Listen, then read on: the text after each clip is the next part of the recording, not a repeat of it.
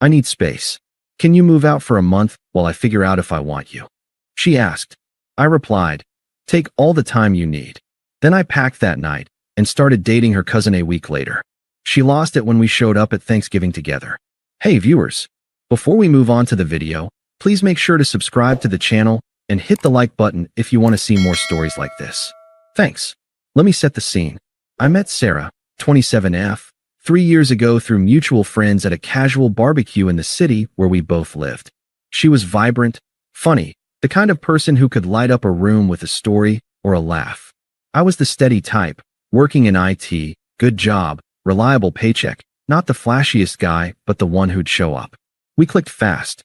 She was pursuing a graphic design gig, freelancing on the side, and I was all in from day one. Supported her through the ups and downs, you know? When she lost a big client early on and couldn't make rent, I covered it without a second thought. We're a team, I'd say. I meant it. Our life together built up gradually.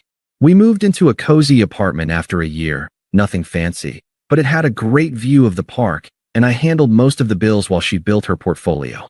I'd come home from long days debugging code to find her sketching at the kitchen table, and we'd cook dinner together, talking about dreams. Hers were big, traveling, starting her own studio, living that free-spirited life she posted about on social media. Mine were simpler, stability, maybe a house someday, building something lasting. I thought we balanced each other. But looking back, there were cracks I ignored. Little things at first. She'd scroll through her phone late at night, liking posts from old flames or influencers living jet-set lives. Look at this guy. He's backpacking through Europe on a whim. That's living, she'd say, half joking, but with this edge. I'd laugh it off, suggest we plan a trip, but she'd wave it away. You're always so practical, Alex. Sometimes I just want spontaneity. It stung, but I chalked it up to stress. I sacrificed a lot without complaining. Skipped guys' nights to help with her deadlines. Dipped into savings for her new laptop when hers crapped out. Flashback to one night. She was crying over a rejected pitch, and I stayed up until 3 a.m. reformatting her resume, assuring her she was talented. I don't know what I'd do without you, she said then, pulling me close. I believed we were solid. Then the dismissiveness ramped up. About 6 months before the blow-up, she started hanging out more with her creative friends, the types who bragged about side hustles and one-night adventures. She'd come home late, smelling like craft beer, and brush off my questions. Just networking, babe. You wouldn't get it. It's not your scene. One evening, I planned a surprise date. Tickets to an art exhibit she mentioned. She showed up an hour late, distracted, checking her phone. This is sweet, but honestly, it's a bit safe. I need more edge in my life. I swallowed it, thinking I could adapt. But inside it hurt. Was I just a safety net? The real red flags waved in the weeks leading up. Secretive texts. She'd angle her screen away when I walked by.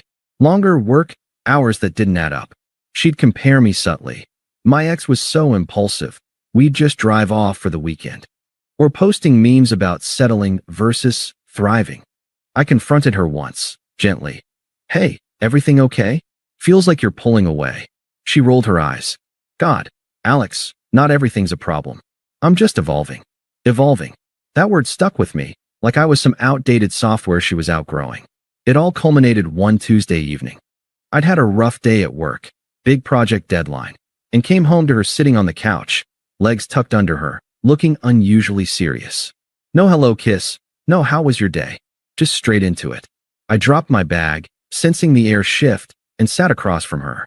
This can't be good, I thought, but I kept my cool. Sarah, what's up? I asked, trying to sound neutral.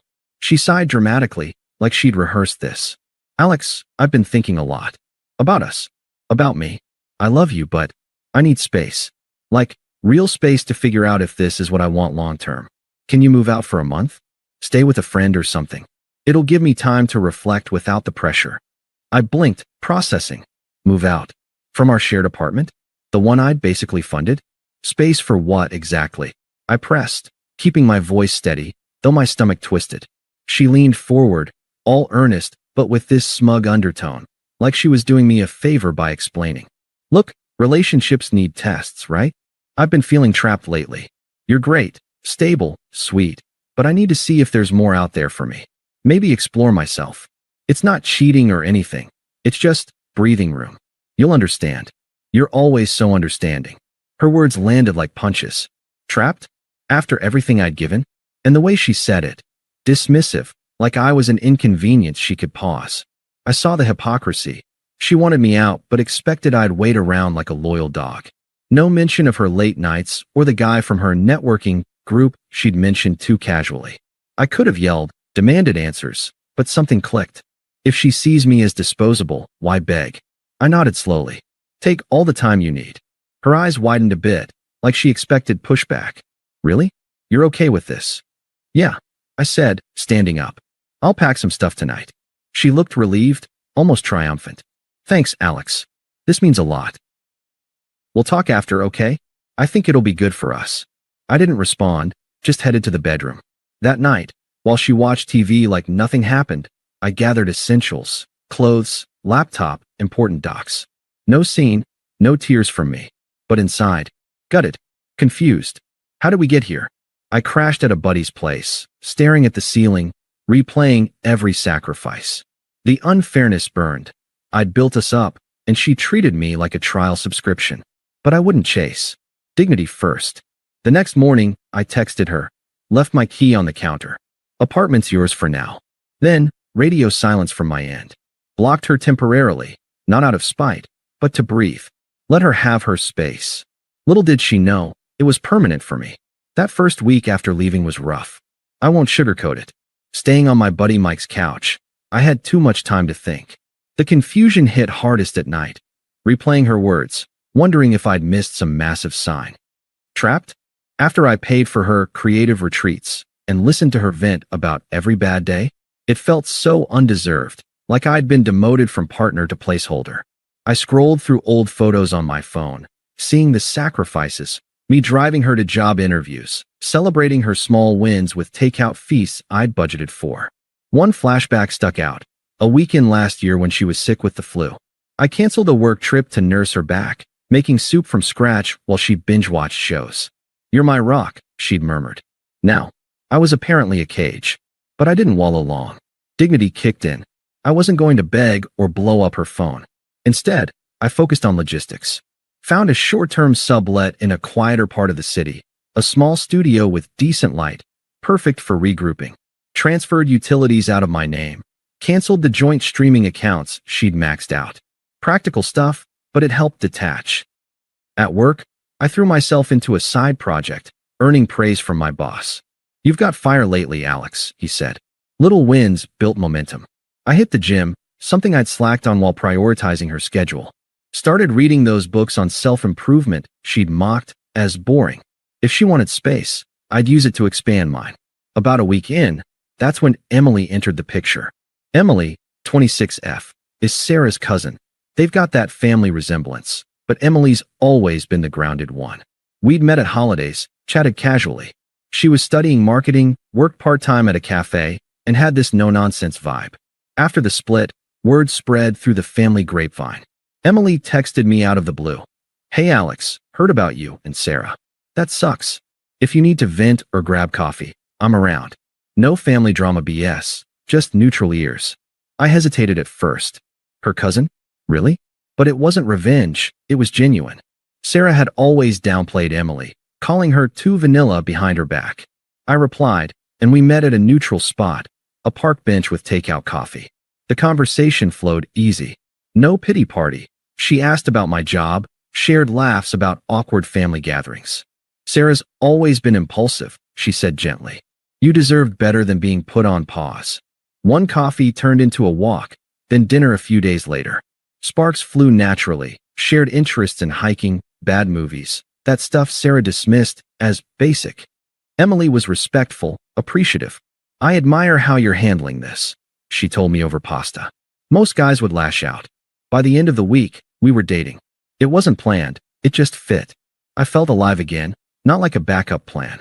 We kept it low-key at first, respecting the family ties, but it was real. Finally, someone who saw me as the main event. Meanwhile, Sarah's space started crumbling, from what I pieced together later through mutuals. Turns out, her request wasn't just reflection, there were hints of someone else. Late-night texts I'd ignored? Probably a guy from her creative circle. Let's call him Jake, a wannabe photographer with a trust fund and a reputation for flakiness. She dove in head first, posting cryptic stories about new beginnings and embracing chaos. But karma doesn't wait. Jake was all thrill, no substance. He ghosted after a couple weeks, leaving her high and dry during a rough patch at work. She lost a freelance gig because she was distracted, blowing deadlines. Friends started distancing. Turns out, they'd seen her dismissive side too. One mutual texted me, "Dude, she's unraveling. Keeps asking about you." I stayed detached. Unblocked her after a bit, but no outreach from me. Let the silence speak. The unfairness still lingered.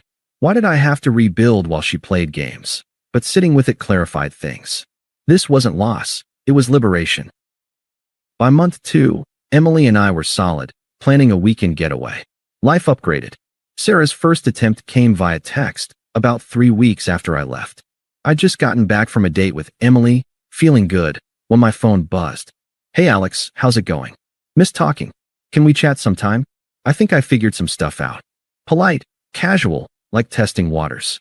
I stared at it, feeling a flicker of that old confusion, but no pull. "Figured stuff out?"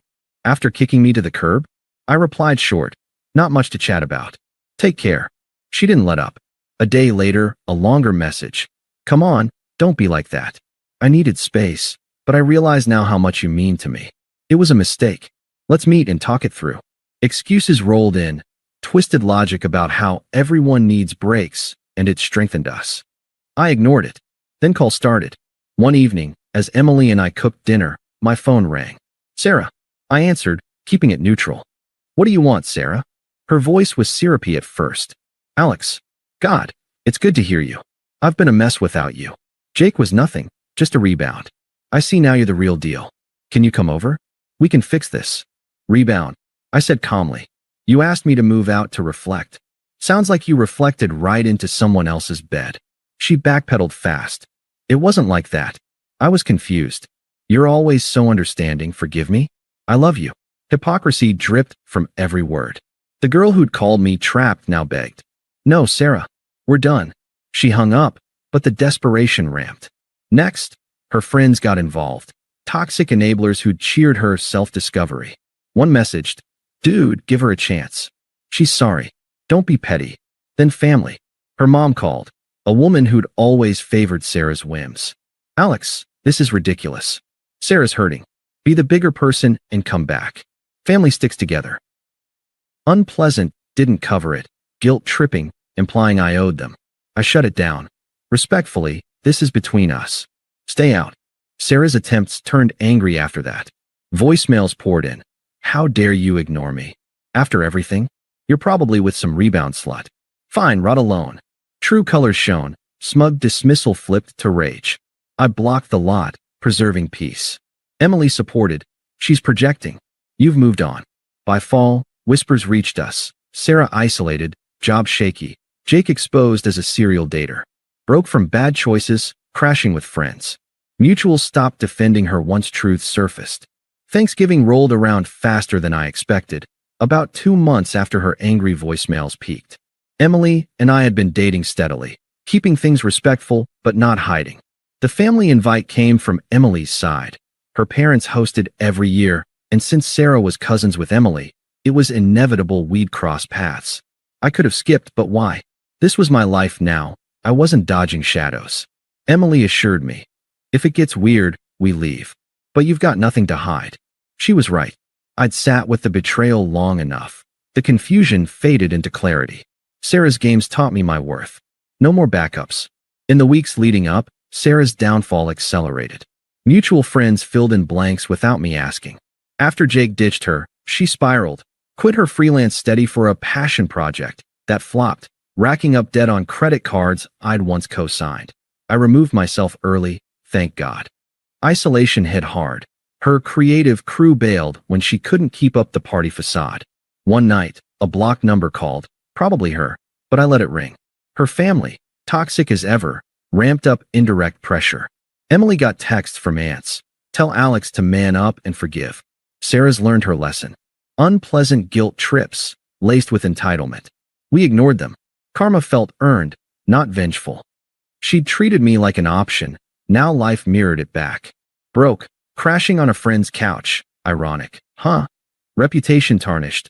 Posts about growth turned to desperate pleas for gigs.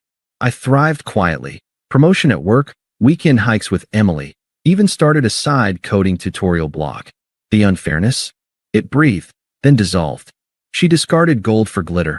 I polished myself. The holiday buzzed with tension from the start. Emily's parents' house, a warm suburban spot with string lights and a packed table. We arrived early, helping set up. Laughter filled the air. I felt at home. Then Sarah showed, disheveled, forced smile, alone. Eyes locked on us instantly.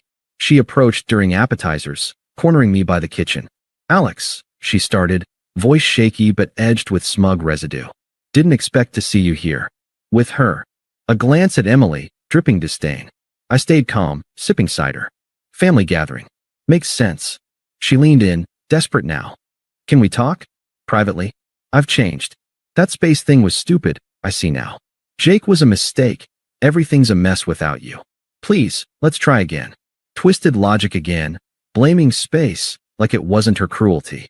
Hypocrisy peaked. She needed me after ghosting our life? "No, Sarah. That ship sailed." Her face twisted. "But we're meant to be." "Emily, my cousin." "That's low, Alex." Betrayal. Power reversal hit. Her accusing me? I almost laughed, but dignity held. The outburst drew eyes. Emily stepped over, hand on my arm, solidarity. Sarah's volume rose, true colors exploding. "How dare you parade this around? After I gave you 3 years? You're nothing without me, stable, boring Alex." "Emily's just a rebound. She'll see it soon." Family murmured. Aunts who'd pushed reconciliation looked uncomfortable. Her mom tried intervening. "Sarah, calm down. This isn't the place." But Sarah raged on, desperate and unhinged. "No, he owes me. I was figuring things out." And he jumps to her? Disgusting. "Come back, Alex. I'll forgive you." Hypocrisy laid bare. Forgive me? After her manipulations? I set my glass down, voice firm, evolved. No sympathy, no care for her mess. "Sarah, you asked for space. I gave you forever. You treated me like a temp, dismissive, smug, like I was beneath your evolution. Now, you're irrelevant. I've built better, a job I love, peace I protect, and someone who values me first. Emily's not a rebound. She's real. You're a lesson learned, nothing more." She sputtered, tears mixing with anger. "You'll regret this. Alone forever." I shrugged, indifferent. "Doubt it. I'm happy, thriving. You? Figure that out without me." Emily and I walked away, joining the table. Family shifted allegiance. Uncles nodded approval. Cousins whispered about Sarah's fling exposures. She stormed out soon after, humiliated publicly. Visual reversal stung her. Me toasting with Emily, laughing freely, while she slunk away alone, broke, exposed. Post-Thanksgiving, silence from her side. Blocked for good. Emily and I? Stronger, planning trips, talking futures. No looking back. The betrayal's outrage faded to irony. Her space launched my upgrade. She's powerless now, a footnote in my story. Thanks for watching. Make sure to subscribe to the channel and hit the like button. What do you think about this story? Share it in the comments.